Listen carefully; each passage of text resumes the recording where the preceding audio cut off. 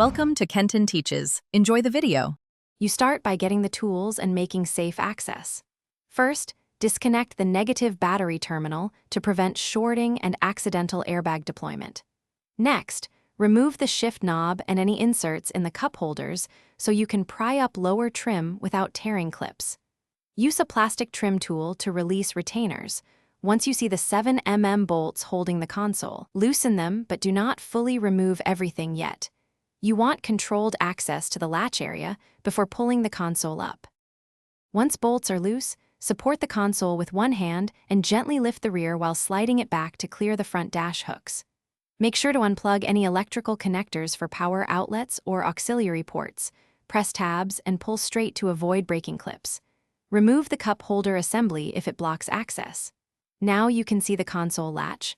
Unbolt the latch assembly, carefully detach the release linkage and spring, and take note of orientation and clip positions for correct reassembly. Install the replacement latch exactly as the old one sat. Align it, connect the release linkage and spring, and start the mounting bolts by hand so threads align. Reconnect electrical plugs and gently lower the console into place, ensuring rear hooks engage before seating the front. Once seated, test the lid release and locking actions several times to confirm smooth operation.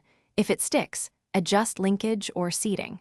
Finally, torque bolts snugly. Reinsert trim and knobs and reconnect the battery.